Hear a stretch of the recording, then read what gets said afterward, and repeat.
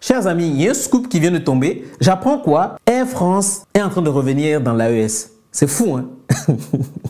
Air France n'a pas renoncé au marché de l'AES. Donc, dans une récente interview accordée à Jeune Afrique, sa directrice générale, Anne Riguet, a affirmé très clairement que le transporteur aérien tricolore entend revenir à Bamako, à Niamey et au Burkina Faso. On va parler de ça dans cette vidéo. Alors, générique. Bienvenue sur ma chaîne, moi c'est Larry Yamam. Je traite principalement des sujets d'actualité, de géopolitique et d'histoire. Si ce sont des sujets qui te parlent, tu es sur la bonne chaîne, abonne-toi, active la cloche de notification et le plus important, c'est de donner ton point de vue en commentaire face au sujet que je traite parce que ton apport peut alimenter le débat en commentaire et surtout, ton point de vue peut ne pas être le même que moi et ouvrir l'esprit d'analyse à toute la communauté, mais dans le respect sans injure. Alors, on apprend quoi aujourd'hui via Jeune Afrique?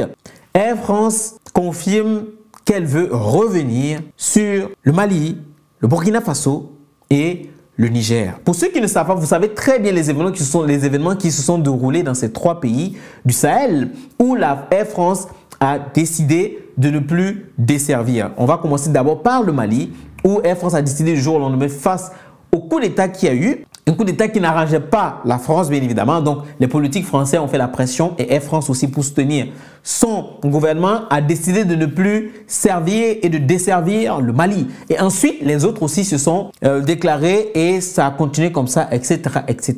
Donc, du coup, on peut se poser la question, mais ça a été déjà d'abord un choc parce que Paris-Bamako se faisait, je pense que 2 fois ou 1 fois tous les jours. Et donc, il y a beaucoup de Maliens qui font des affaires, qui font des allers-retours entre la France et le Mali. Et c'était un choc. Comment se fait-il qu'ils vont décider, parce qu'il y a eu un coup d'État, ils vont décider tout simplement de ne plus desservir le Mali. Pourtant, Air France est une entreprise qui fait du business. Et quand vous faites du business et que vous savez que vous gagnez beaucoup d'argent, rien que pour aller à Bamako, vous gagnez de l'argent, vous décidez d'arrêter. Alors, écoutez très bien ce que l'article dit. Donc, Air France n'a pas renoncé au marché de l'AES, donc le Mali, le Burkina et le Niger. Dans une récente interview accordée à Jeune Afrique, sa directrice générale, Anne Riguel, a affirmé très clairement que le transporteur aérien tricolore entend revenir à Bamako, Niamey et Ouagadougou. Ce n'est pas une autre personne, un citoyen lambda qui le dit. C'est la directrice générale de Air France. Donc, elle a notamment souligné l'importance du marché malien pour le groupe Air France. Donc, en effet, la compagnie aérienne se faisait beaucoup d'argent dans ce pays sahélien. Et en plus, les autorités maliennes en 2023 l'avaient souligné. Je pense que c'est le ministre des Affaires étrangères qui l'avait dit. Air France gagne, écoutez très bien, 500 millions de francs CFA par jour sur la destination du Mali. Bon, Air France gagnait. Aujourd'hui, je vais conjuguer gagner puisqu'elle ne dessert plus. 500 millions de francs CFA par jour, s'il vous plaît. 500 millions de francs CFA par jour. Et toi, du jour au lendemain, tu vas décider de délaisser ça? Moi, je ne sais pas comment ils avaient réfléchi. Bon, mais ce n'est pas la seule fois que le Mali a connu les coups d'État. De toute façon, je ne peux pas une vidéo là-dessus sur la liste des présidents que le Mali a connus depuis 1960 à 2024. Donc, j'ai beaucoup de vidéos. Donc, abonne-toi pour suivre cette vidéo qui va venir ce week-end-là. Donc, vous comprenez?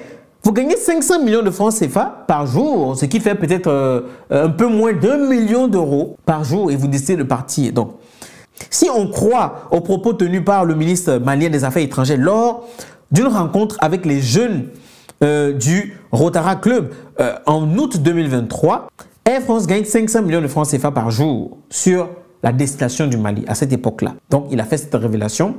C'est un choc. Certes, on sait tous combien les billets d'avion coûtent entre Paris et une destination d'Afrique. Moi, je suis du Togo, je sais combien ça coûte et c'est pas facile. Et quand tu dis ça aux autres, à d'autres communautés, donc les Européens, les Occidentaux, ils trouvent que ça coûte extrêmement cher pour aller en Afrique.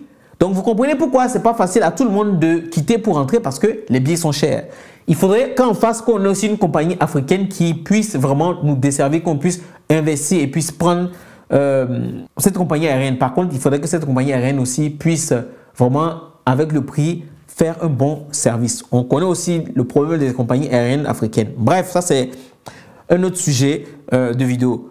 Pour rappel, le transporteur aérien français avait suspendu aussi ses vols vers le Mali, le Burkina et le Niger dans le même mois d'août 2023. Donc, c'était depuis août 2023. Donc, sur ces 3 pays, Air France a refusé de tout simplement desservir ces destinations-là. Donc, du coup, les concurrents d'Air France comme Bruxelles Airlines et Ethiopian Airlines, je sais très bien qu'eux, ils vont profiter parce que oui, ça va coûter plus cher, mais ils vont profiter puisqu'il y aura beaucoup de gens qui vont passer par ces compagnies aériennes pour pouvoir arriver à leur destination. Je connais beaucoup de connaissances maliennes, beaucoup de connaissances burkinabè qui sont finalement passées par Air Maroc, Air Algérie, Air Bruxelles Airlines ou Ethiopian Airlines pour arriver à destination chez eux. Et ça, c'est une perte pour Air France. Je pense que d'août, ils se sont dit qu'ils vont suspendre pour peut-être faire mal, pour déstabiliser ces 3 États-là. Mais ils ont vu que ces États ont tenu bon. Et finalement, qui est déstabilisé? C'est eux, parce que le portefeuille, ça fait mal. Pendant 1 an, faites le calcul, 500 millions de francs CFA par jour sur 365 jours. Ça fait combien? C'est un manque à gagner. Et on sait très bien que c'est une compagnie qui aujourd'hui roule sur des dettes. Vous comprenez? Donc, ils sont en train de faire un rétro-pédalage pour revenir en arrière parce qu'ils savent que cette décision était purement simplement une décision politique. Là, ce n'est pas le business qui a parlé. C'est une décision politique qui met à mal Air France. Aujourd'hui, vous voyez tout ce qui se passe en France. Donc, s'ils continuent comme ça, bientôt, il y aura la grève. Et on sait très bien que chaque année, Air France, il y a grève. Donc, ils sont en train de réfléchir. Ils se sont rendus compte que c'était une erreur très grave parce que, bon, combien de gens qui prennent Air France pour arriver à Lomé? Le Togo et le Mali.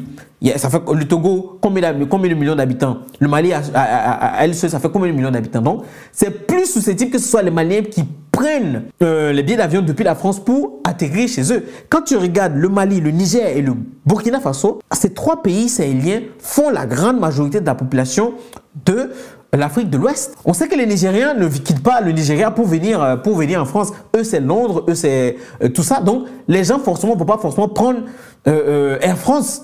Ils vont plus prendre les compagnies aériennes anglophones. Donc, c'est vraiment un manque à gagner pour la France, pour Air France, n'est-ce pas? Donc, ils sont en train de revenir en arrière. Donc pour rappel, c'est plus ces 3 capitales-là. Donc, voici ce qui est en train de se passer. Et je pense qu'ils sont en train de sentir le coup du fait qu'ils n'ont plus les 500 millions de francs CFA par jour et ça devient très difficile à Air France d'assumer cette décision-là. Vous comprenez? Il faut aussi se rappeler que la France n'entretient plus de relations diplomatiques avec ces 3 États normales puisque ces États-là ne font plus des choses qui avantagent ou qui sont plus dans l'intérêt de la France. Donc du coup, il n'y a plus besoin d'avoir des relations diplomatiques.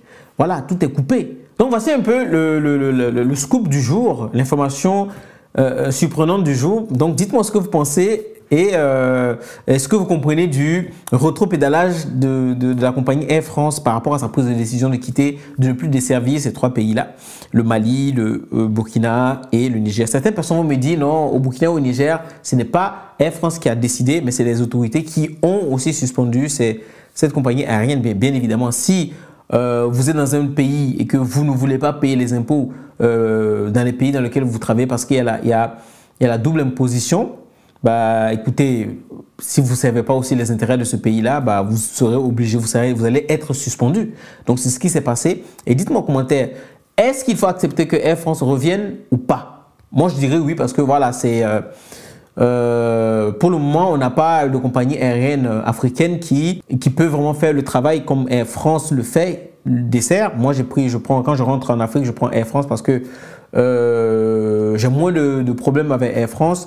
Mais voilà, s'il y avait une compagnie africaine qui assume et qui propose un service de qualité, je pense que beaucoup d'Africains vont se pencher et vont se tourner vers ces compagnies aériennes. Vous comprenez? Même Ethiopian Airlines qui existe, il y a beaucoup de choses, il y a beaucoup de problèmes avec Ethiopian Airlines.